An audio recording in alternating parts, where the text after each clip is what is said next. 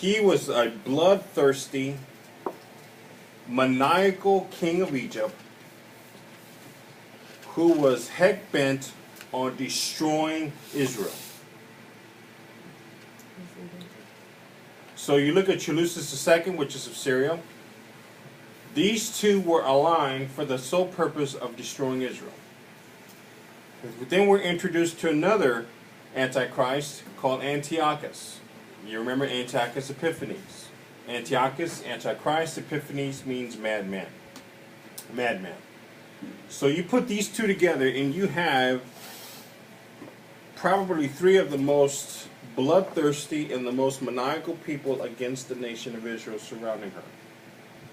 And in Daniel chapter 11 verse 10, the scripture says this, and this is something that bears repeating, and we need to be very careful of this. It says here in verse 10, "But his son shall be stirred up and shall assemble a multitude of great forces, and one shall certainly come and overflow and pass through. Then shall he return and be stirred up even to his fortress." Again, the king of Syria, which is the king of the north, was Seleucus II, and the king of Egypt, the south, was Ptolemy IV. Verse 12 says, "And when he hath taken away the multitude, his heart shall be lifted up, and he shall cast down many 10,000s, and he shall not be restrained by it." Verse 13, "For the king of the north," which is, Seleucus, "shall return and shall set forth a multitude greater than the former, and shall certainly come after certain years with a great army and with much riches." Verse 13 says this, "The king of the north may have been Antiochus III. He defeated many Egyptian cities and established himself in Israel. He was later defeated by the Romans of Magnesia," which is found in verse 18. Now here was the interesting thing about the Romans. The Romans are a culmination of all their religions and all their governments, are culminations of everything. You go back to the Old Testament in Genesis when it started with Babylon. The government of Rome is very interesting because they are, even though they had a senate,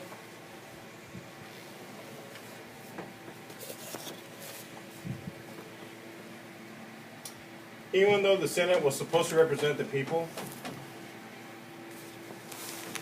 power to the people, the senate emphasized a democracy. Now again, here's a trick question. Is the United States of America, or are we a democracy? Is our government a democracy? No, we are a republic. That's a big difference. We are represented by those that we elect. They speak for us. We're supposed to. Rome, on the other hand, the Romans, the people rule. Demos, people. Proceed, rule. People rule. That comes with the Senate.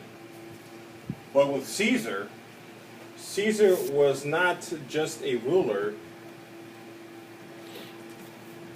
Caesar was referred to as a god. Okay? Many worship him as a god. Caesar, right?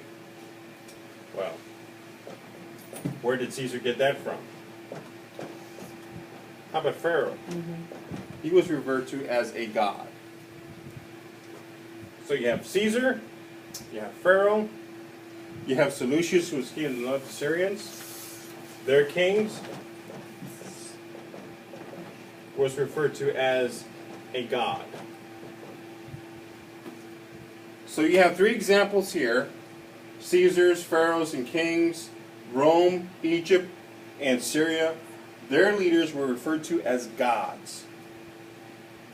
So when you study Daniel chapter 11, you have to remember these kings saw themselves as gods. They saw themselves as people that had godlike qualities, that had the authority of a god, that believed that they were God.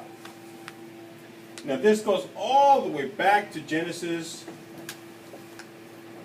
to Babylon, which was the most evil empire that started on the face of this earth in Genesis. And you remember Nimrod? It's not just a put down. He was the first pope of the Catholic Church. I'm going to get letters, but that's fine. You know what pope means, right?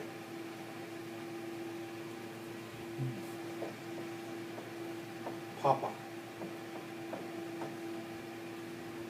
He's referred to as the Holy Father. The Pope is revered and worshipped as God. He has the power to heal. He has the power to renounce sin. He has the power to do many things. So when you look through that, Papa, he's revered as a god. Remember that funny hat that he wears? Fishtail? That came from Nimrod. Nimrod wore that. He was a great hunter and fisherman. Remember that stake with the cross on it? With the stingwell? Okay. Nimrod started that. He was worshipped as a god.